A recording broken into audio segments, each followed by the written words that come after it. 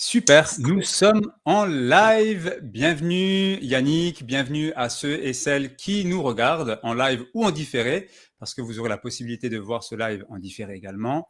Et nous sommes heureux aujourd'hui, en tout cas je suis vraiment très heureux et ravi d'avoir Yannick comme invité sur Eraneo pour ce live sur la surcharge mentale, sans libérer, sans culpabiliser. Je sens que ça va être un live de folie. Je sens qu'on va beaucoup apprendre et surtout, on va pouvoir avoir un vrai live de valeur avec des outils, vraiment des conseils d'un expert. Et c'est ça qui est intéressant à suivre lors de ce webinaire. Je ne vais pas laisser le suspense plus longtemps, Yannick. Je vais tout simplement te donner la parole pour les personnes qui ne te connaissent pas. Enfin, je te laisse te présenter et dire un peu qui tu es. Merci Giuseppe. Première chose que je fais, vous voyez, tac, téléphone en mode avion, parce que je vais être en train de recevoir des messages et ça va me distraire, donc hop. Je vais faire pareil. Ça démarre par un petit tips. J'allais parler, j'entends 3 fois mon téléphone qui vibre, je fais allez hop, tais-toi, toi, pour l'heure, c'est pas le moment. Merci Giuseppe pour l'accueil, pour ce live. En plus, on met en place des petites choses techniques là, donc ça a l'air de bien fonctionner, donc ça c'est top. Donc ta question, oui, c'était de me présenter, c'est ça? C'était. Ah oui, voilà qui tu es aujourd'hui. Pourquoi tu te programmes expert? Qu'est-ce que tu fais en général dans cette thématique? Yes, merci. Vaste question, je pourrais faire 2 heures rien que là-dessus. Euh, j'ai pas envie de vous présenter ça en mode CV. Ouais. Très souvent, on présente en mode expert en disant bah, je suis formateur et coach certifié, etc. Blablabla. Ok, c'est important, mais clairement, c'est pas l'essentiel. Parce que ça soit toi, Giuseppe, ou d'autres personnes qui me regardent, ou moi, à chaque fois que je me suis fait accompagner par quelqu'un, c'était son parcours de vie qui a fait que j'ai eu l'élan d'aller vers cette personne, parce qu'il y a eu des résonances. Si aujourd'hui on est dans l'aventure Eraneo, que tu m'as accueilli en tant qu'expert ambassadeur, c'est parce que dans nos échanges, il y a eu des résonances. Et finalement, ben, on choisit un accompagnement, on choisit une offre parce qu'on le sent. Ces dernières années, ça c'est un gros travail sur moi il y a quelques années parce que mon mental pilotait tout, absolument tout. J'avais un contrôle mental qui était énorme, à tel point que je me souvenais de mes rêves, par exemple, une fois par an max. Donc pour moi, je rêvais jamais. Voilà, je sais qu'il y a des personnes qui vont se reconnaître là-dedans. Et il m'a fallu beaucoup de travail pour arriver maintenant à me souvenir régulièrement de mes rêves, pas tous les jours, hein, mais au moins une fois par semaine, 2 fois par semaine, voire me souvenir de 3-4 rêves dans la même nuit. Mais il m'a fallu plusieurs années pour arriver à ce que ce mental soit moins sur la défensive et puisse se libérer. Alors, qu'est-ce qui s'est passé? Je me reconnais déjà. Je pense qu'il y en aura beaucoup qui vont se reconnaître dans ce que tu dis parce que c'est vraiment une variable qu'on n'a pas franchement, enfin, souvent l'impression de se rendre compte qu'on ne rêve plus. Et effectivement, j'ai hâte de voir ton point de vue sur ça parce que moi, ça m'arrive, j'ai des périodes où je me rappelle de mes rêves, il y a des périodes où c'est le néant total. Oui, alors bon, pareil, je vais essayer de rester synthétique, concis pour pas paumer ceux qui nous écoutent, sinon je peux facilement partir dans tous les sens. Ce qui est une problématique souvent de mes clients aussi, c'est parce que moi je le vis, la dispersion, la procrastination, la culpabilité, c'est des choses que je vis encore, hein, parce qu'on s'en débarrasse pas complètement, hein, faut pas arriver non plus. Mais je l'observe et ça me permet de sortir plus rapidement du piège. Euh, En fait, le fait de rêver et d'avoir le rêve, c'est une soupape de sécurité. Je ne sais pas si les personnes le savent, mais j'ai oublié les termes, mais pendant qu'on est dans le sommeil paradoxal et qu'on rêve, il y a des substances chimiques, je crois des neurotransmetteurs, qui font que l'émotion de la peur, en tout cas tout ce qui est lié biologiquement à l'émotion de la peur, est inhibé. Ce qui fait que pendant nos rêves, on peut revivre quelque chose émotionnellement que consciemment, réveillé, notre corps ne nous autoriserait pas à le revivre. Donc c'est fondamental pour vivre des deuils et arriver à baisser cette charge, cette surcharge mentale et à vivre des deuils, de pouvoir rêver. Sauf que ça, évidemment, ça se fait que si dans notre quotidien, on met aussi en place des choses, une hygiène qui fait que notre cerveau, tout doucement, il va lâcher la main, lâcher le contrôle. Alors, pour revenir à ma légitimité, si je peux dire, j'ai été ingénieur pendant 15 ans. Et pendant 15 ans, justement, j'étais persuadé que mon cerveau contrôlait ma vie. Bon, clairement, très factuel, pragmatique, je gérais. Et j'étais agacé. Alors, j'ai une base très perfectionniste, donc heureusement que je me suis soigné, entre guillemets. Et parce que justement, ça devenait invivable. Invivable pour les autres, mais moi, je me rendais pas compte que je me rendais la vie impossible. Je me rendais pas compte. Je suis vraiment passé par des phases terribles. Et à un moment donné, dans ma carrière d'ingénieur, je me suis dit, j'ai un problème d'organisation, je ne sais pas gérer mon temps, faut que je fasse quelque chose. Donc, j'ai commencé à lire plein de livres, à regarder des vidéos, des tas de choses pour apprendre à m'organiser, à me former. C'est un peu le premier J'ai réflexe qu'on a, hein, c'est d'aller Exactement. s'auto-former, d'aller chercher des méthodes, des vidéos. Et comme il y a beaucoup de personnes, quand elles viennent me voir, au départ, que ce soit voilà, comme ça ou des clients, ils disent bah, Yannick, j'ai un problème à gérer mon temps. J'ai un problème d'organisation, qu'est-ce que je peux faire? Et au débat, donc j'ai appris plein de choses, oui, et j'ai tellement amélioré mon organisation que je me souviens que je suis resté 10 ans dans une société et j'ai un de mes collègues qui m'avait surnommé la machine. Alors j'étais très fier de ce surnom-là quand il me l'avait donné. Avec le recul, beaucoup moins, parce que à quel point je me rendais pas compte. Ah ouais. Je me souviens, il m'avait regardé, il m'avait dit mais t'es une vraie machine, toi, c'est pas possible. Moi j'étais tout content. Il y avait mon ego qui était ravi. Et alors qu'est-ce qui s'est passé? C'est que au bout d'un certain temps, je me suis organisé, j'ai amélioré plein de choses. J'étais très fier, ça a duré quelques mois max. Et j'ai pas compris, je me suis pris une grosse claque parce que ça a empiré après. Tout mon quotidien au travail, mon quotidien a empiré. J'étais de plus en plus stressé, de plus en plus anxieux, voire même angoissé, mais je m'en rendais même pas compte. Je comprenais pas pourquoi. Et je me suis rendu compte plusieurs années après que dans cette phase-là, je suis passé de j'ai un problème d'organisation à je suis le problème. Oh, c'est fort ce que tu Ouais. dis. Et ça, là, c'est alerte. Je m'en étais pas rendu compte sur le moment. C'est Yannick a un problème, il sait pas s'organiser. C'est pas la même chose que j'ai un souci d'organisation. Voilà, c'est plus profond. Comment Donc on fait beaucoup de pour avoir culpabilité. ce déclic? Parce que je pense qu'il y a des personnes qui nous écoutent aujourd'hui, qui sont dans cette situation dans laquelle tu étais il y a quelques années. À quel moment tu te dis: «C'est pas ça le problème, c'est ça»? À quel moment? C'est quoi l'élément déclencheur? Ah, Est-ce que c'est un ras-le-bol? Est-ce que c'est une surcharge très mentale? mystérieux. C'est très mystérieux. Je crois d'expérience, c'est une croyance, hein, donc on adhère ou on n'adhère pas évidemment.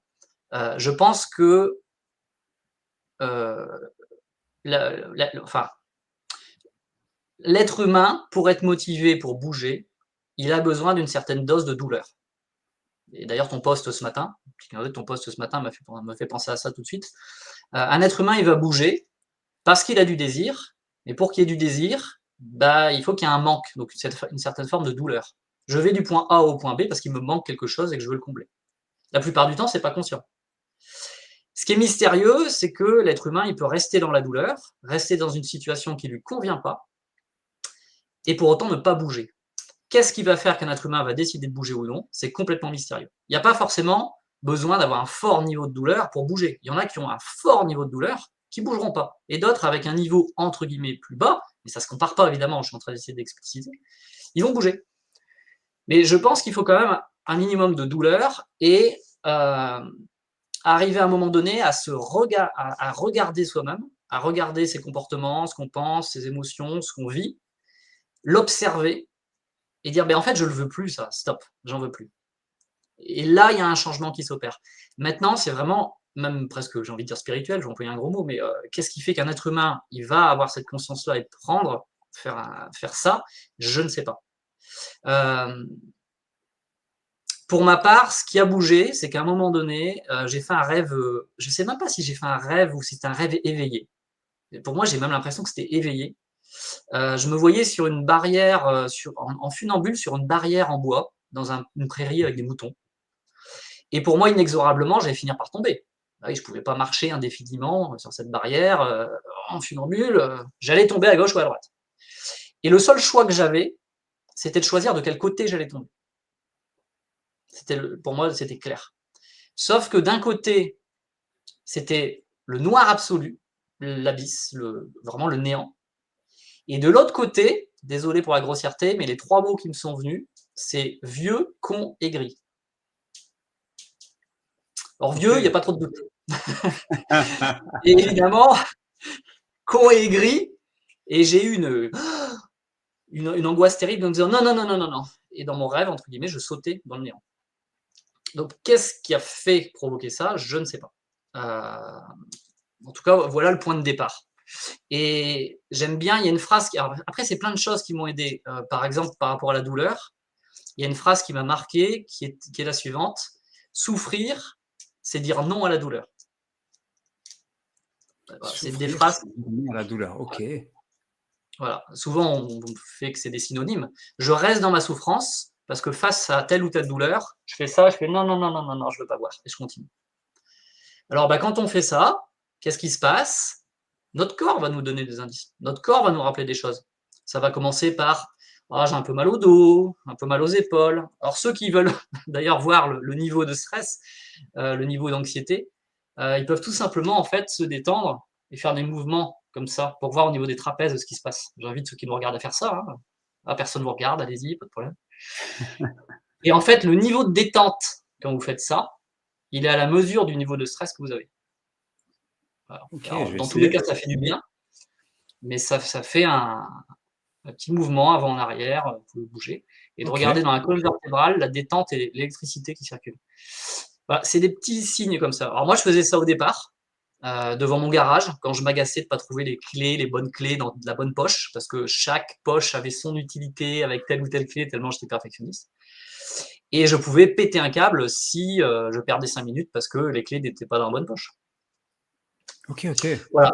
Donc, ce qui s'est passé, pour finir avec cette première question, c'est que là, j'ai complètement changé ma vie, en fait, pro et privé, en me disant, non, je veux que ça change. Donc, il y a eu une profonde remise en question. Après, c'est un long parcours. C'est sûr que j'ai fait un bilan de compétences. C'était un point de départ. Et je me suis en fait aperçu, grâce à la psychologue du travail qui me faisait le bilan de compétences, elle me disait, je comprends rien à vos résultats. Je comprends rien, monsieur Poiret, à vos résultats. Il y a tous les métiers qui sortent, tout et n'importe quoi qui sort. Et on a travaillé, elle était vraiment sympa parce qu'elle a fait des heures sup avec moi pour trouver c'était quoi le point commun. Et c'était un aspect de contribuer, d'aider l'humain. Ça peut faire un peu caricatural et généraliste. Il y avait ce côté-là qui était important. Or, moi, toute ma vie durant, jusqu'à mes 35 ans à peu près, j'ai fait des sciences, recherche et développement, diplôme d'ingénieur, DEA, doctorat, avec félicitations du jury. Et à chaque fois que j'ai fait des tests de personnalité, des tests, même quand j'étais étudiant, pour savoir quel métier, quelles études faire, j'ai toujours refusé les résultats de ces tests. Et 20 ans après, quand je refaisais des tests, c'était toujours la même chose qui était donnée. Je ne vais pas raconter toutes les anecdotes, mais en donner une. Quand j'ai fait ma thèse chez EADS, mon doctorat chez EADS, j'ai eu un chef pendant 2 ans, et ce chef qui travaillait chez Airbus est parti à la retraite. Claude, si tu nous regardes. Et au moment où il est parti, il m'a dit, Yannick, je voudrais échanger avec toi. En fait, tu sais l'entretien que tu as passé, etc., avec les RH, ça s'est bien passé? Je dis oui, super, super bien accueilli, c'était génial. Il dit oui, t'étais pas pris? T'as pas été pris? Je dis comment ça? Tout a été validé? Il fait oui. Les résultats de tous les tests que tu as passé la matinée avec les RH, c'était ne doit absolument pas faire de la recherche, il n'est pas fait pour ça. Waouh! Et après, je lui dis, mais comment ça se fait que je suis là? Il m'a dit, parce que tu es un bosseur, et moi je t'aimais bien, je te voulais, donc j'ai dit que je te voulais toi. Donc là, concrètement, tu n'étais pas accepté, mais tu as eu cette personne qui était à tes côtés, qui s'est dit, bon, c'est un bon élément, c'est un travailleur. Alors c'est ça qui est amusant, c'est que, attention, j'étais accepté. J'étais accepté, c'est-à-dire que l'ingénieur en chef plus l'ingénieur tuteur ont validé mon profil, parce que j'ai fait un stage, parce que j'ai validé, parce qu'il y avait des résultats. Mon doctorat, il s'est fini avec les félicitations du jury. Pour autant, j'ai toujours eu mes moins bonnes notes en sciences. Ok, ok. Pourquoi je vous parle de ça? C'est de voir à quel point l'être humain, quand il veut prouver quelque chose et qu'il travaille, et on est bon nombre à avoir cette éducation-là, travail, travail, travail, on peut, sans se rendre compte, se faire beaucoup de mal parce qu'on veut prouver sa valeur et prouver à tout prix, quelles que soient les conséquences et quoi qu'il se passe. Donc, j'ai eu mon doctorat, j'ai fait 15 ans d'ingénieur, etc. Alors attention, j'aimais ça, hein. J'ai aimé ça, j'ai le travail avec les collègues, etc. C'était super. Mais il y avait toujours une pointe d'insatisfaction, de frustration, d'agacement. Je ne comprenais pas pourquoi. Et en fait, parce que j'étais pas. Vous savez, il y a l'image souvent qu'on dit on peut critiquer un poisson, mais si on lui demande de grimper un arbre, il va être super nul, quoi. Bien sûr. Là, on peut dire que j'étais un poisson qui a énormément bossé pour grimper sur les arbres. Voilà, j'y arrivais. J'y arrivais. Mais à un prix, je me faisais énormément de mal. Énormément de mal. Énorme. On a Donc, voilà. une question qui vient d'arriver d'un utilisateur, enfin d'une personne qui est sur LinkedIn. La prise de conscience a été le déclencheur de ton changement? Point d'interrogation. Oui, alors c'est pas une, c'est plusieurs prises de conscience. Comme je disais, le point, je ne sais pas si c'est un point de départ, mais le fait de me dire je vais être vieux, con et aigri, il y a eu vraiment un effroi. C'est le mot qui me vient. J'étais effrayé. Je me dis non, c'est pas possible. Alors, ce qui était paradoxal, c'est que j'ai fait des efforts pendant 15 ans pour être le contraire de con, donc intelligent mentalement. Là, ce qui se jouait, c'était le con émotionnellement. J'allais finir émotionnellement complètement à la ramasse. Donc, c'était plus possible. Voilà, Donc, est-ce que c'était le déclencheur? C'est très dur. En fait, je pense que c'est un ensemble de déclencheurs qui fait qu'à un moment donné, il y a quelque chose où on va se sentir prêt à changer sa vie, à changer des choses.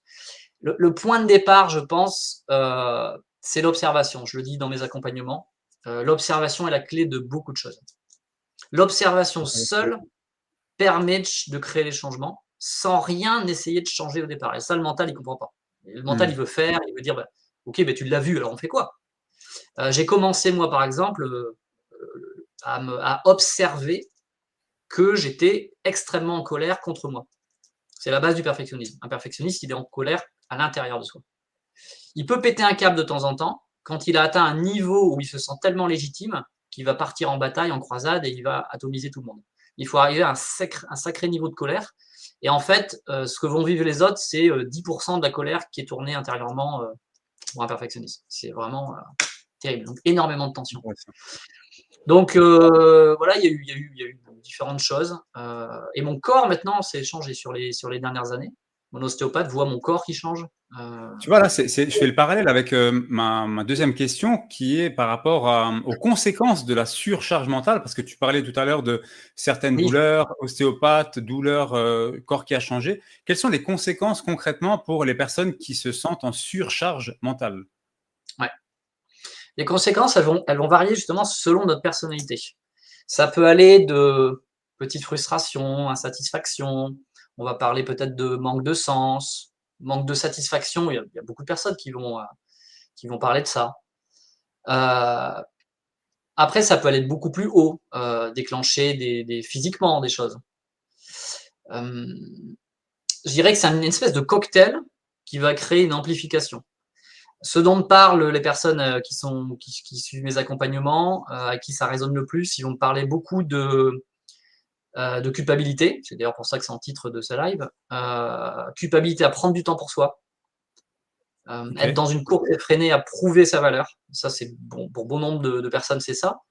Sauf que là, il va y avoir un côté vraiment, je m'interdis de me faire passer en priorité. C'est comme si ce n'était pas permis. Il y a des croyances, des injonctions de l'enfance qui font que c'est un côté non, je ne peux pas. Je peux pas, c'est pas bien. La dispersion, en fait, ces personnes vont avoir, et je le vis aussi, plein d'idées à la minute, ça va partir dans tous les sens.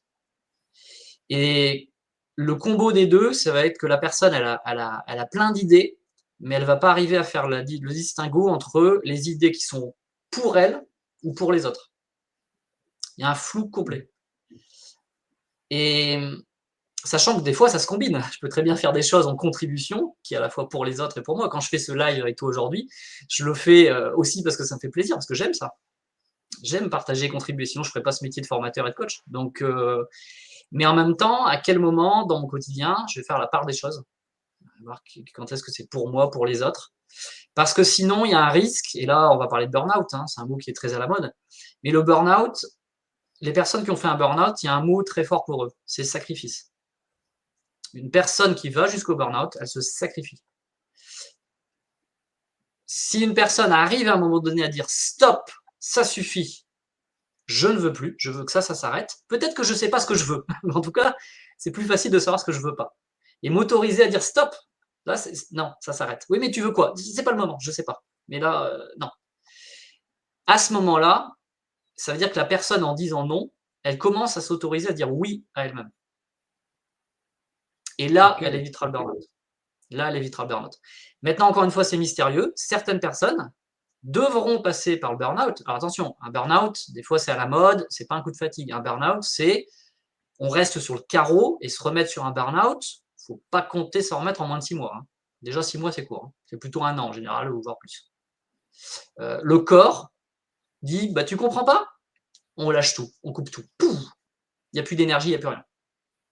C'est pas un malaise vagal, hein, mais c'est tu ne comprends pas. Tu comprends pas, tu crois que ton mental il contrôle tout, ben on va couper tout ça.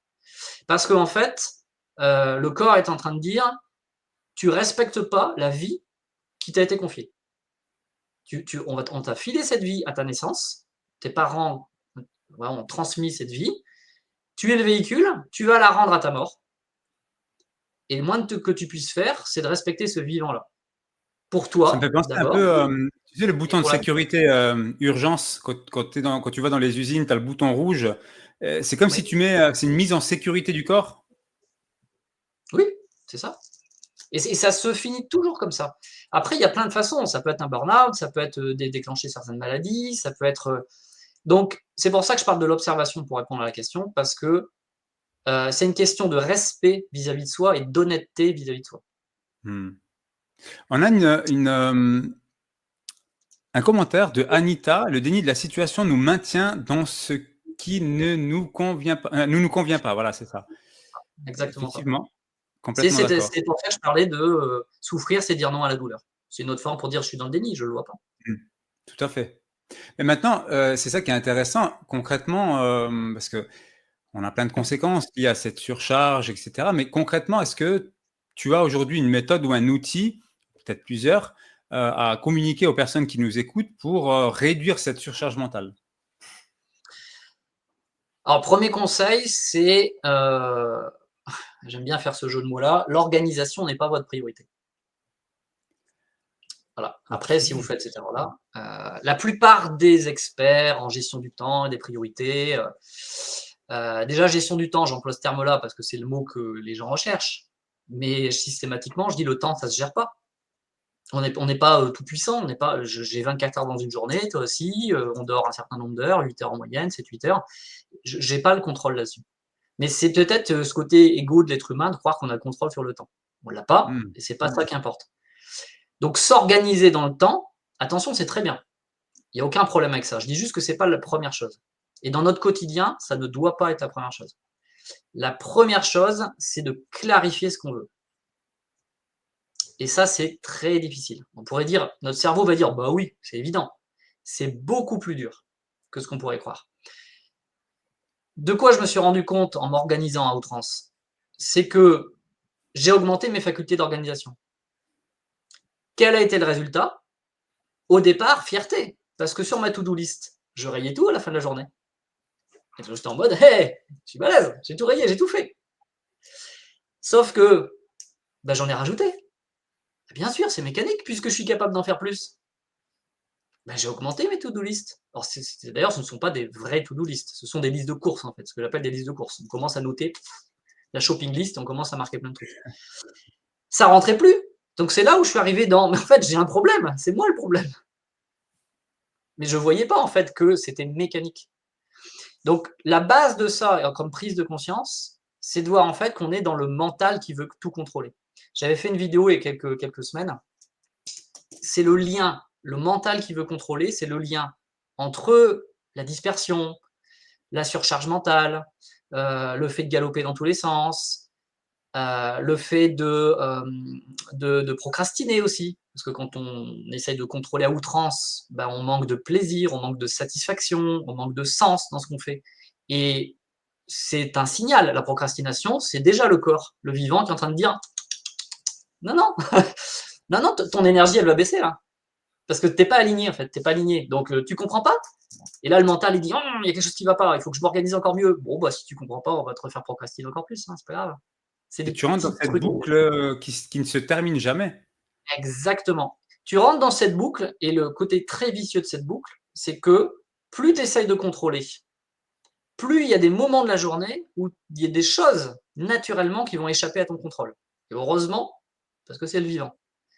Et là, ça crée de l'anxiété. Et face à l'anxiété, le réflexe de base de l'être humain, c'est de chercher à se sécuriser en essayant de contrôler encore plus. Et là, c'est une course sans fin. Donc ça augmente, ça augmente. Jusqu'à un moment donné où il y aura un côté de ras-le-bol, entre guillemets, je crois lâcher le contrôle, et je vais dire, bon, bah, c'est pas grave. Et dans ces cas-là, qu'est-ce qu'on fait? On va laisser le choix à l'extérieur, aux événements. On va laisser des personnes décider à notre place. Et c'est comme si c'était une deuxième boucle d'anxiété en parallèle, parce qu'en faisant ça, je vais sacrifier ma liberté. Oui, parce que la liberté, c'est le pouvoir de choisir. Donc si je laisse ce pouvoir-là, si je dis non, non, mais faites comme vous voulez, moi j'en ai marre, ben, je laisse les autres choisir à ma place. Ça peut soulager à court terme, mais au bout d'un moment, ça m'ira plus, puisque j'ai sacrifié ma liberté. Donc ça va me créer de nouveau de l'anxiété, ça va être oppressant, et je suis dans une deuxième boucle, et je vais passer d'une boucle à l'autre, où à chaque fois, il y a de l'anxiété. Donc c'est pour ça que l'observation, elle va être une clé. J'espère que dans ce live, quand je partage ça, il y a personne qui vont dire, bah oui, c'est vrai, en fait, je me reconnais dans ce que dit Yannick, en fait, je suis en train de le faire aussi. Et rien que ça, ok. Bah déjà, pause. Pause, et paradoxalement, c'est le moment où il faut arrêter la machine. Ok.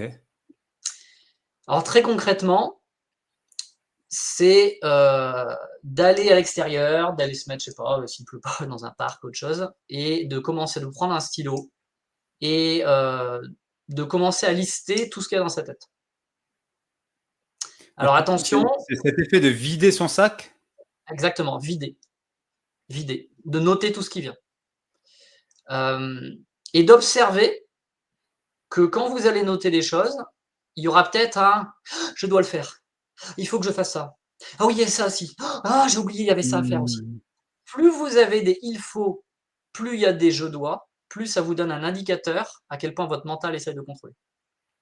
Il y a même parfois des personnes qui me disent « je suis obligé, mon chef a dit, j'ai pas le choix ». Écoutez vos propres termes. Écoutez vos « il faut », vos « je dois ». Ça, c'est un truc très puissant pour que tout doucement la conscience se mette en place. Je me souviens d'une formation qui m'avait marqué, parce que j'avais une dame pendant 2 jours dans les discussions, et à un moment donné, posément, parce que ça peut être très, très brut, très cash, je lui ai proposé, je lui ai dit, écoute, là, dans les 5 minutes, j'ai compté, tu as dit 7 ou 8 fois « il faut ». Écoute tes « il faut ». Et pendant toute la formation, elle était en mode bah ouais, mais je suis quand même obligé, j'ai ça à faire, j'ai ça à faire. Et à la fin de la formation, quand je lui ai demandé, ok, qu'est-ce que tu vas mettre en place, je fais un tour de table, qu'est-ce que tu vas mettre en place? Un seul truc, 5 minutes par jour, pas plus. Qu'est-ce que tu vas mettre en place? Et elle dit, ouais, alors ce qui m'a bien plu, ouais, je dois mettre ça en place, il faut vraiment que je mette ça en place. Et là, elle s'arrête, il y a tout moi, y compris tout le monde qui bloque, et là, le bloc, il fait, ah non, pas il faut. Et là, tout le monde a applaudi en disant yes, ça y est, il fallu 2 jours. Yes. Je dis, repars que avec ça. Je veux même pas savoir les outils ou les méthodes, je m'en fiche. Repars juste avec ça, t'as la pépite. Voilà. Complètement. Et repartir avec ça. C'est C'est des vrai points de que démarrage. ça me fait un déclic psychologiquement parce que tu dis il faut, il faut, il faut. C'est comme si un peu tu es esclave de ta surcharge mentale. C'est comme si tu Oui, dois en sortir. Il faut que tu sors de cette surcharge. Et j'ai l'impression que tu es sous l'eau et tu dois sortir la tête de l'eau pour pouvoir respirer, quitter cette surcharge mentale. Ouais, c'est un peu être esclave de sa surcharge mentale. Ouais, intéressant. Intéressant. et c'est effectivement une surcharge mentale. Je fais la différence avec la charge mentale. La charge mentale, heureusement qu'il y en a. Heureusement que je fais des projets, des choses qui me tiennent à cœur et que je vais avoir de la charge. Le problème, c'est pas la charge mentale. Le problème, c'est la surcharge. c'est-à-dire se surcharger de choses que je ne veux pas vraiment. Je vais être cash. Si votre agenda il est plein à craquer, c'est parce que vous le voulez. Alors là, je sais qu'il y a des personnes qui vont avoir une levée de bouclier interne, disant mais non, mais non, mais non, dans mon travail, j'ai plein de trucs à faire, j'ai plein de réunions, j'ai plein de trucs. Mais qui remplit l'agenda? Vous Il y a pouvez. tu vois, on revient à cette notion d'obligation. Je dois faire ça, je dois aller faire ça. C'est ça. C'est, En fait, parce que l'enjeu, il est inconscient, il est très très puissant. L'enjeu, il est de prouver sa valeur.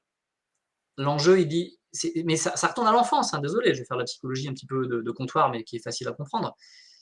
Quand j'étais enfant, je suis un petit mammifère. En plus, un mammifère par rapport à d'autres mammifères, pas bien loti, si je peux dire, parce que si les figures d'autorité, en général, maman, ou en tout cas, tout le monde n'a pas forcément eu, il y a eu des cas plus dramatiques évidemment, mais quelqu'un, un adulte, nous a protégés.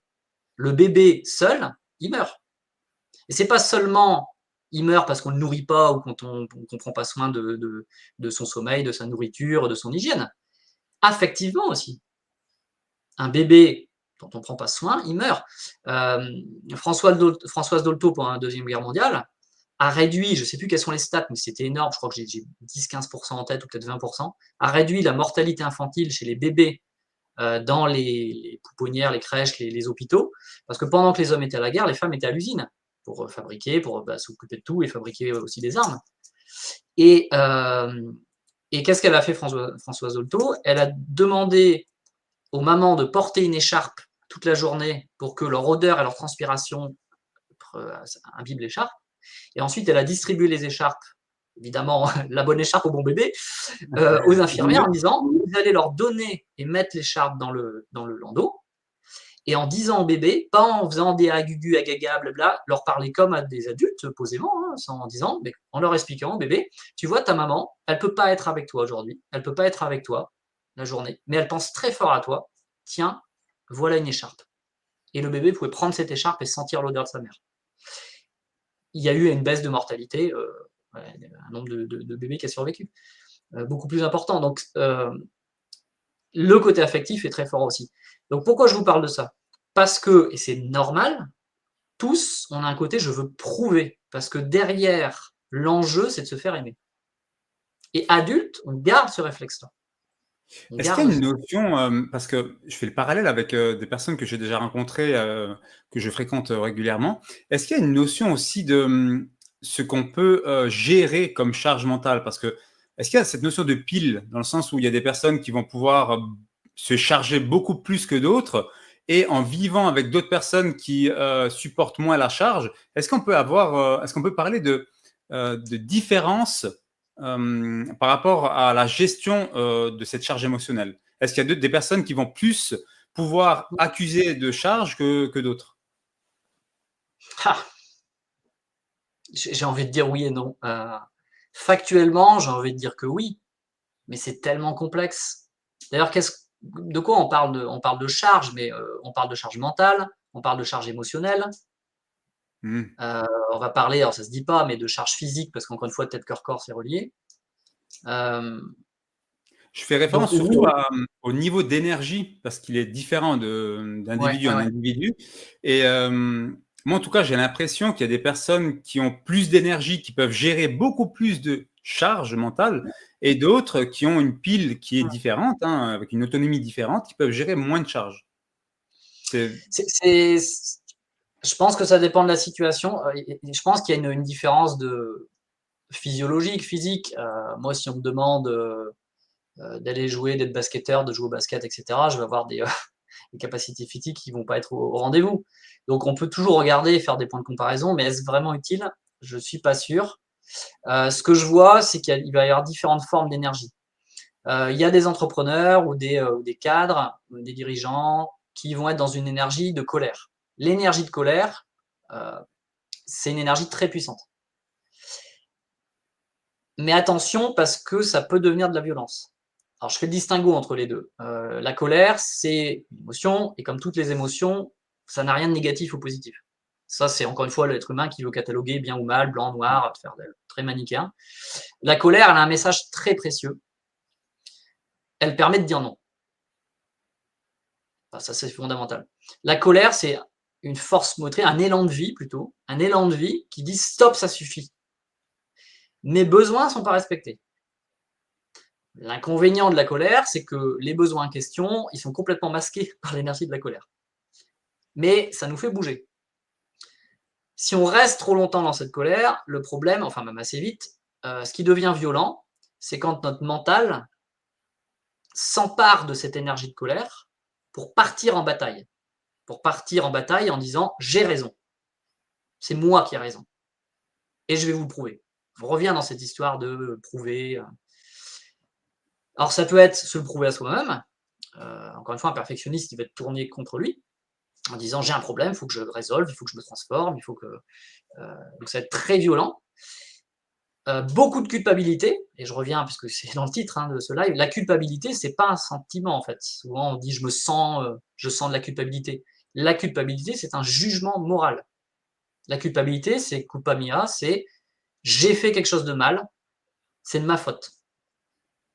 Donc c'est ça la violence. La culpabilité, c'est de la violence. La colère, non. La colère, c'est d'abord une énergie vitale qui dit stop, ça ne va pas. C'est que quand le mental s'empare avec des jugements moraux de cette énergie, que là, ça devient violent. Mais il y a un espace, j'aime bien cette phrase, il y a un espace entre le stimulus et notre réponse. Et avec l'entraînement, grâce à l'observation, on peut faire un petit arrêt sur image et choisir la réponse que je vais donner. Mais ça s'entraîne, c'est comme tout, c'est de la pratique. Donc cette culpabilité, elle est vraiment liée à plus, en fait, je vais dire comme ça, plus on s'autorise à faire des choses qui ont du sens pour nous et du plaisir, plus cette culpabilité, tout doucement, elle va diminuer. Ce qui m'a beaucoup aidé, moi, c'est de voir que j'ai un fils de 12 ans. Ça fait 7 ans maintenant que je l'ai en garde alternée. Et ce qui m'a beaucoup aidé, c'est de constater que quand il avait 5 ans, et quand il a commencé à vivre une semaine sur 2 avec moi, je me suis aperçu que je voulais plus donner l'éducation que je lui avais donnée jusqu'à ses 5 ans. Voilà, c'est lié au vieux con aigri. Je voulais pas ça. Je voulais pas qu'il y ait cette malédiction de transmettre à mon fils et encore une génération suivante un mode d'éducation qui me convenait pas, qui était irrespectueux du vivant. Je me dis ok, qu'est-ce que je peux faire? Alors je me suis formé, j'ai fait plein de choses et j'ai supprimé de mon éducation toute punition et toute récompense. Alors attention, il faut avoir été formé un minimum avant parce que sinon ça tourne au laxisme très vite. Ça ne veut pas dire que je dis pas non, et ça ne veut pas dire que je vais laisser mon fils jouer 10 heures aux jeux vidéo d'affilée, ou même 3 heures ou 4 heures. À partir du moment où je vais intervenir, à partir du moment où ma référence, c'est le vivant, c'est toujours le vivant. Est-ce que ce qu'il est en train de faire, est-ce que je suis en train de faire, ce que nous sommes en train de faire, est respectueux, va dans le sens du vivant, d'un élan de vie? Si c'est plus le cas, à ce moment-là, je mets un stop. Alors ça a changé beaucoup de choses parce qu'il l'a compris très vite. Ce qui fait que quand à un moment donné j'interviens et je lui dis bah ça stop, t'arrêtes. Là où moi quand j'étais gamin, je pouvais en vouloir avoir du ressentiment envers mes parents ou envers d'autres adultes pendant, mais je me demande même si je faisais des pauses quoi. Ce ressentiment-là, ce ressentiment, c'est un mélange de tristesse et de colère et de jugement évidemment en plus. Bah lui en fait, même s'il n'est pas content sur le moment, 2 minutes après, tout va bien. 2 minutes après, il est passé à autre chose et tout va bien, et on discute, on peut plaisanter, s'amuser ou faire autre chose, ça passe. Voilà, il n'y aura pas ce… Alors parfois il le prend, des fois je lui dis là, tu prends ça pour une punition. Il dit bah quand même. Et… Ouais, tu vois, c'est aussi l'aspect communication qui est important dans ce que tu dis. Savoir communiquer avec son enfant, c'est un autre sujet, mais effectivement, c'est quelque chose qui est primordial aujourd'hui. C'est un sujet directement lié, c'est pour ça que j'ai commencé à répondre comme ça, parce que ce qui a changé, c'est que j'ai arrêté de m'occuper de lui. Alors ça, c'est pareil dans notre éducation, on dit mais Yannick, ce que tu dis, c'est dégueulasse, tu es son fils, tu es responsable, tu es son père. Qu'est-ce que j'ai dit? Je fais un lapsus, je sais pas. C'est ton fils, je parle un peu vite. Donc là, par exemple, je suis en train de parler trop vite, je m'aperçois que je parle trop vite, je vais ralentir. Ça, c'est la pratique. J'ai une certaine forme d'excitation, mais en même temps, je regarde l'heure qui tourne, je veux respecter le timing, je suis en train de m'inquiéter, et donc, sans me rendre compte, je suis en train d'accélérer le débit. Est-ce que là, ça, c'est respectueux du vivant? Non. Donc là, je pose et je ralentis le rythme. Est-ce que j'en suis toujours capable? Non. Mais Intéressant. là, oui. OK. Donc je respire, je fais une pause et je me dis, OK, qu'est-ce qui se passe, Yannick? Pourquoi tu as accéléré le rythme? Ah, parce qu'en fait, tu as envie de contribuer un max et de donner un maximum de choses aux gens.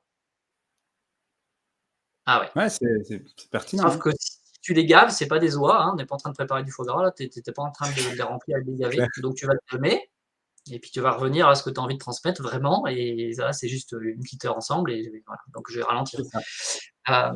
Ce qui était important pour moi, c'était de, et ça vient avec la pratique, plus j'ai commencé à m'autoriser à faire attention à moi, ça se jusqu'à ma mort, hein, c'est de la pratique constante, plus ma relation avec mon fils s'est améliorée. Plus la confiance s'est améliorée. Je suis en train de parler d'un exemple avec mon fils, mais c'est vrai que n'importe qui, dans vos relations, que Mmh. ça soit au travail, dans le cadre privé, à partir du moment où vous vous faites passer en premier, pas d'un point de vue égoïsme, pas d'un point de vue caprice, mais que vous faites passer en premier, ça veut dire que vous faites attention à vos besoins et que vous l'exprimez à l'autre. Non seulement ça se passe mieux parce que l'autre il comprend, et vous créez une connexion, vous créez une inspiration. Et ça, c'est très fort. Je me souviens quand il y avait 6-7 ans, mon fils, à un moment donné, il voit un de ses copains qui se fâche parce que son parent, au square, ils avaient joué, ils avaient chaud, les deux gamins, ils avaient fait du vélo, ils transpiraient. Et il y a un des parents partant qui dit à son fils, le copain en question de mon fils, lui dit tu mets ton manteau, tu ne discutes pas. Et en partant, mon fils, il m'a dit t'as vu mon copain là il n'a pas apprécié hein, qu'on lui dise de mettre son manteau, hein, parce que nous, on avait trop chaud. Hein, franchement, je comprends, mais là, franchement, on pète de chaud. Là, j'ai pas envie de mettre mon manteau. Hein. Donc, je lui ai répondu bah, toi, tu régules. Tu as ta polaire. Je te conseille de la mettre parce qu'avec la transpiration, on est au printemps, donc fais attention. Et tu régules avec ton zip. Ça te va? Ouais, ok, je fais ça. Et après, en rentrant à vélo, mon fils, il me dit ah, il n'a pas aimé mon pote, hein, il n'a pas aimé. Je dis oui, très bonne observation, c'est vrai. Et à ton avis, qu'est-ce qui va se passer? Et là, mon fils, il roule à côté de moi, il me regarde en pédalant, il fait un petit rictus un petit peu malicieux, un petit peu, il fait je pense que sa mère, elle va payer ce soir. J'ai éclaté de rire. Il va se venger. Bien sûr, il va se venger. Il me dit, il va lui pourrir son repas. Bien sûr, bien Le gamin, sûr. il a 6-7 ans, quoi. J'ai trouvé ça adorable. J'ai éclaté de rire, je dis, je crois que t'as raison. Ça va pas être marrant, ça. Il va C'est tester les clair. limites. On a un commentaire de Anne qui Oui, dit, pour rebondir ce qu'a dit Giuseppe, personnellement, je dirais que je me noie dans un verre d'eau. Je suis loin d'avoir beaucoup de choses à gérer, mais je me sens néanmoins débordé à cause de ma dispersion, plus impression de manque d'énergie. Inné ou acquis, je ne sais pas. Peut-être que j'utilise mal mon capital énergie. Comme dit Yannick, on récupère de l'énergie quand on fait des choses qui nous nourrissent. exactement. On récupère de l'énergie quand on fait des choses qui nous nourrissent. Donc, c'est pas une pile. C'est quand même fou qu'on ait un mode de fonctionnement, alors qu'il est ce qu'il est. Hein. Je vais pas non plus faire péter tout un système comme ça en claquant les doigts, mais euh, on a des horaires de travail, on bosse. Beaucoup démarrent le lundi en disant ça va, bonjour, ça va? Ouais, comme un lundi. Puis on attend le week-end pour récupérer. Après, on attend les vacances pour récupérer. Après, on attend la retraite pour récupérer. Et après, c'est la mort. Hein. Donc, c'est pas naturel en fait. On a aussi les 4 saisons. On n'a pas la même énergie en ce moment avec le printemps qui arrive tout doucement et l'été qui s'annonce qu'avec l'automne et l'hiver. Mais Ouais, pourtant, notre mental est en train de dire vas-y, vas-y, gaz, gaz, continue, c'est vas-y. vrai, c'est vrai. C'est vrai. Surtout qu'il y a beaucoup d'entreprises qui clôturent leur année dans les 3 derniers mois de l'année, là où on a le moins d'énergie en fait. Et c'est là où on marche au fonctionnement de la pile. Donc c'est pas vraiment une pile en fait. Euh, Encore une fois, on peut faire des coups de sprint, des coups de rush avec une énergie saine de colère. Voilà. Ouais, À coup de volonté. La volonté ne nous fait pas tenir un marathon. La volonté, elle va intervenir ponctuellement pour se redresser, pour donner une impulsion. Mais ce n'est pas la volonté qui nous fait tenir sur le long terme. Ce qui nous fait tenir sur le long terme, c'est du sens, de la contribution, en quoi je veux contribuer. Quand vous prenez l'île des centenaires, l'île d'Okinawa au Japon, je ne rentre pas dans tout ce qui est Ikigai avec leur mode. Mais en fait, le fond du fond, il est là. il contribue à l'autre être humain. Il contribue au vivant. Il y a l'aspect nature, hygiène de vie, et ils font tous quelque chose dans le village pour donner quelque chose aux autres. C'est pas juste Super. parce qu'ils boivent de l'eau qui est saine, hein, parce qu'ils contribuent au vivant, ils contribuent aux autres. Donc ça, c'est Ça me fondamental. fait penser un peu à la synergie qu'on a mis en place avec Eraneo de donner à autrui, de s'entraider, cette synergie collective. Et c'est vrai que même moi, je le ressens, le fait de contribuer à la réussite de quelqu'un d'autre, forcément, ça va valoriser tout le monde et ça va créer cette énergie positive, effectivement. Et Yannick, je c'est là où reviens on voit sur... que c'est du ou, hein, c'est du et. Je peux, excusez-moi, je vais être vulgaire, je peux penser à ma gueule et penser aux autres. Mais encore une fois, on n'est pas éduqué pour ça. Je peux très bien faire quelque chose qui me fait plaisir Ouais, et penser aux autres et le faire, je le fais, mais bien sûr, on n'est pas des bouddhas illuminés en train mode en faisant mes dons. Parfois, des gens me disent oh, ben moi, j'ai pas besoin de reconnaissance. Je fais putain, plus de ça, commentaires, mais c'est un besoin vital, la reconnaissance pour un être humain. tout Un à être humain fait. qui n'est pas reconnu pour ce qu'il fait de bien, il fera quelque chose de mal. Juste pour un enfant turbulent dans une classe parce qu'il a des mauvaises notes, bah, il sera visible et il aura la reconnaissance des copains en remettant en cause l'autorité, en faisant le pitre et en faisant voilà. Donc le besoin de reconnaissance il est vital. Complètement. Je reviens sur Oui, le deuxième outil que tu partageais. D'abord, tu as dit faire une liste. oui, Mettez-vous par exemple sur un banc, dans un parc ou dans une forêt ou autre, hein, ou au calme. Faites une liste de tout ça. Est-ce qu'il y a autre chose? Est-ce qu'il y a une suite à ça? Est-ce que, je ne sais pas, tu utilises un outil? Qu'est-ce qu'on fait une fois qu'on a cette liste concrètement? J'avais commencé par dire que de regarder ce que vous avez listé et de voir comment vous vous sentez, c'est-à-dire dans les tensions dans le corps. Ce qui fait facilement le lien entre la tête et les émotions, c'est le corporel. Après, chacun a un point d'entrée qu'il va préférer. Mais en tout cas, de laisser un petit peu le mental de côté et de remarquer, ok, comment je me sens par rapport à tout ce que j'ai noté. Est-ce que je me sens dans quelque chose de confortable? J'aime bien partir au départ de quelque chose de très large qui est le confortable ou l'inconfort. Est-ce que dans le confort, je suis en mode, je me redresse, j'ouvre ma cage thoracique, je peux même avoir un petit sourire et dire, ah ouais, ouais, j'ai envie en fait, ouais, ça me plaît ça. Comme les enfants, les enfants, ils sont en mode, ah ouais, j'ai envie de faire ça, c'est génial. Puis ils foncent. Ils se posent pas de questions. Donc, est-ce que je suis mais ça peut être très subtil, c'est pas forcément un débordement de joie, hein, mais en mode, ah ouais, ça me soulage, il y a une ouverture, ça m'apaise. Ou est-ce que je suis en mode, je me resserre, je me crispe, et c'est là où il y a les je dois, il faut, je suis obligé, j'ai pas le choix, mon chef a dit, ma chef a dit, etc. Ça veut pas dire qu'on va faire que ce qui nous plaît, hein. Ça veut pas dire. Mais le principe, ça va être de regarder et dire, je vais commencer par ce qui m'expand.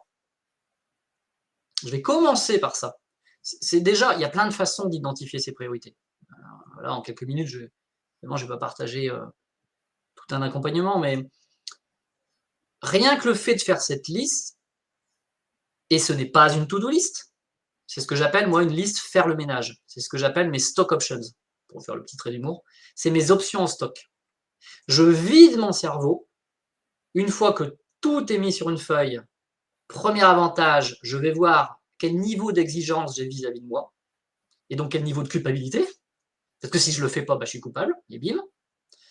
Et deuxièmement, je vais pouvoir à ce moment avoir plus de clarté. Je vais regarder sur ma feuille, je dis ok, c'est pas confortable.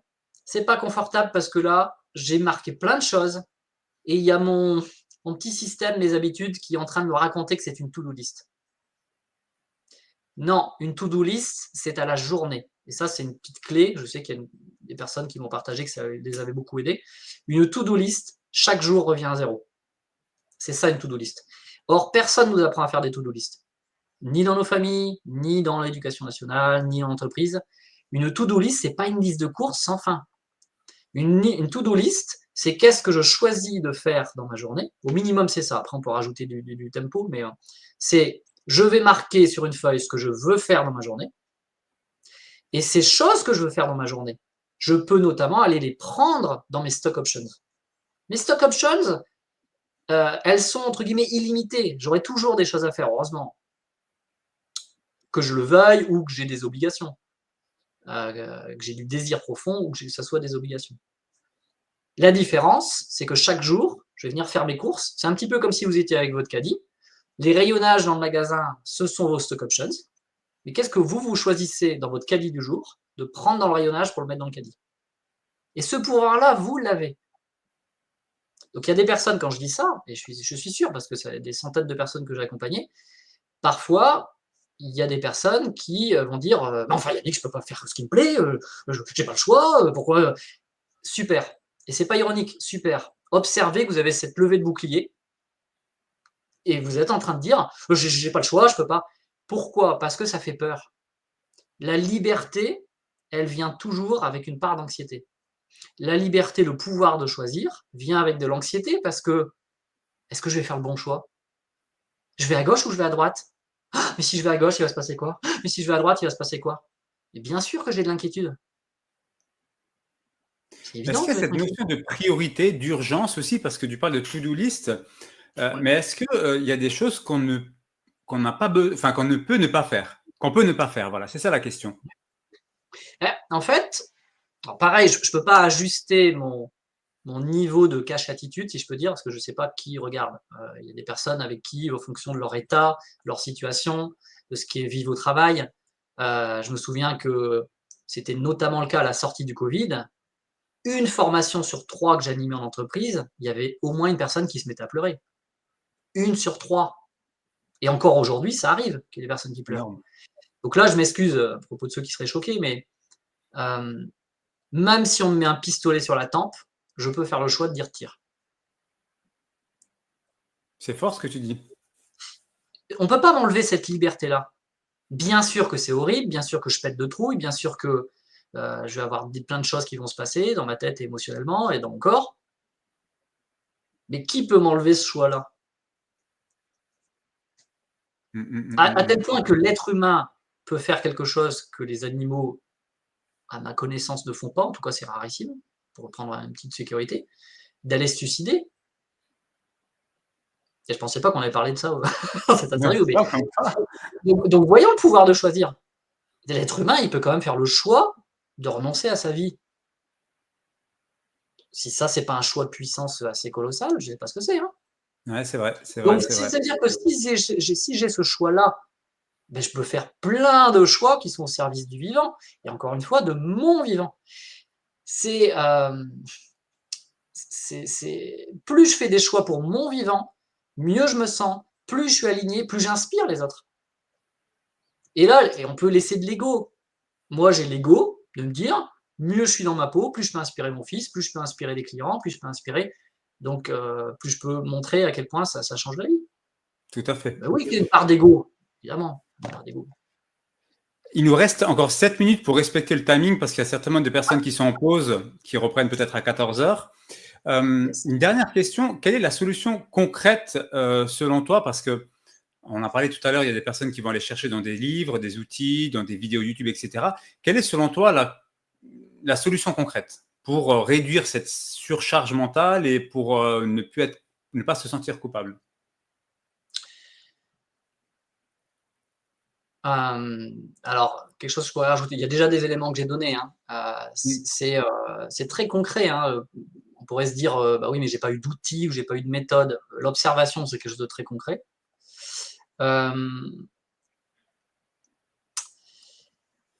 Pour moi, ce que je peux partager par rapport à la culpabilité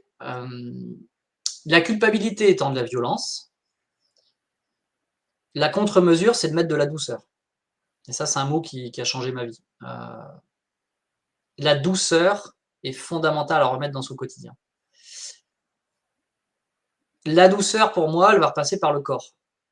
Donc, je conseille très, très souvent des personnes qui sont en risque de burn-out, qui sont en mode sacrificiel,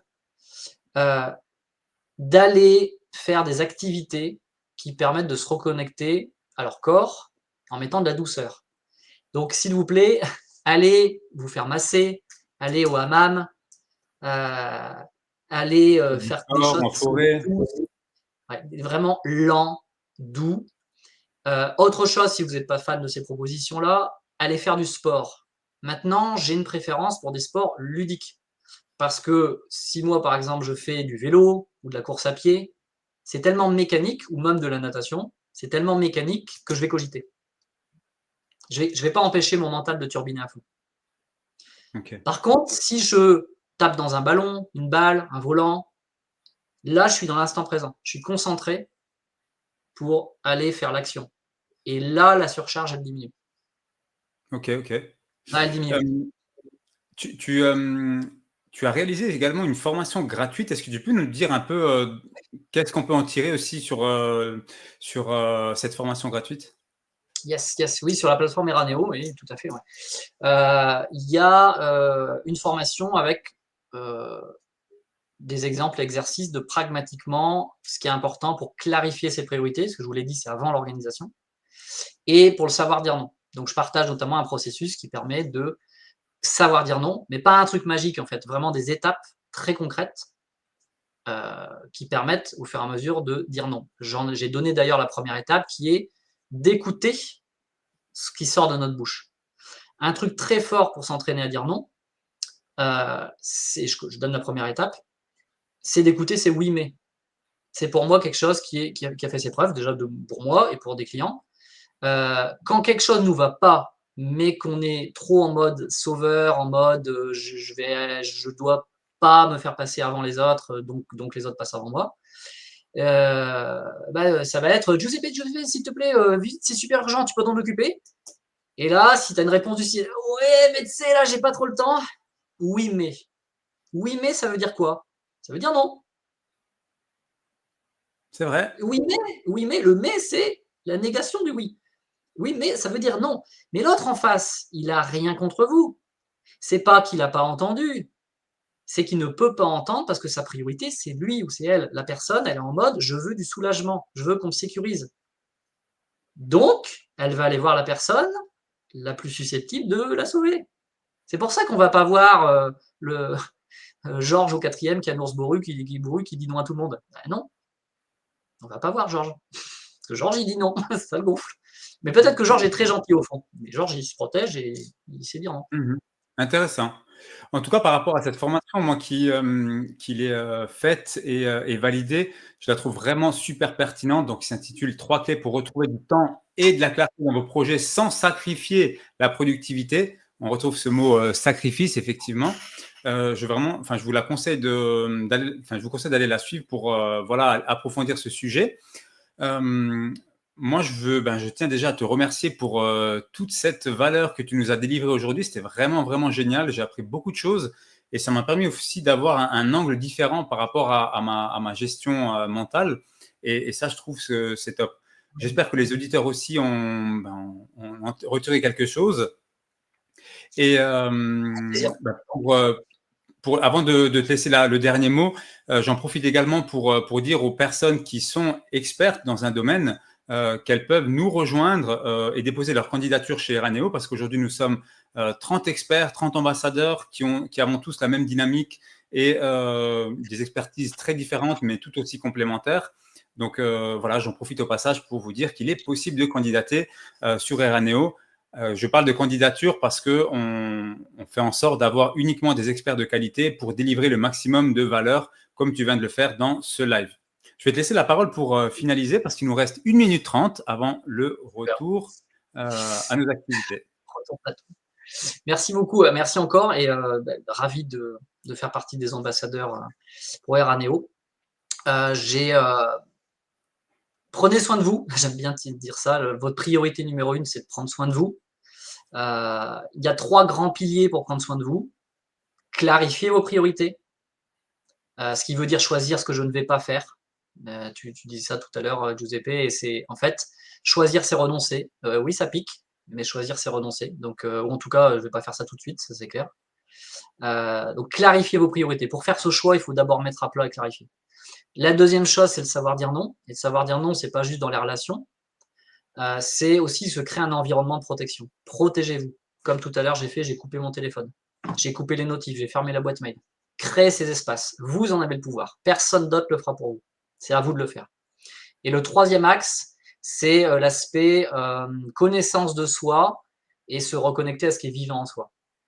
Ces 3 piliers-là, ils sont interdépendants. Super. Ensuite, vous pourrez mettre un petit peu l'organisation, même beaucoup si vous voulez.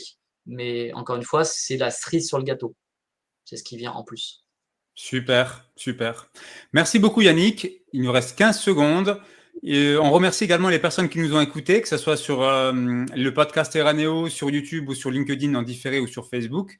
On est en live sur différentes plateformes. Et je vous dis à la semaine prochaine pour le prochain live thématique. Merci à tous. Merci, belle journée.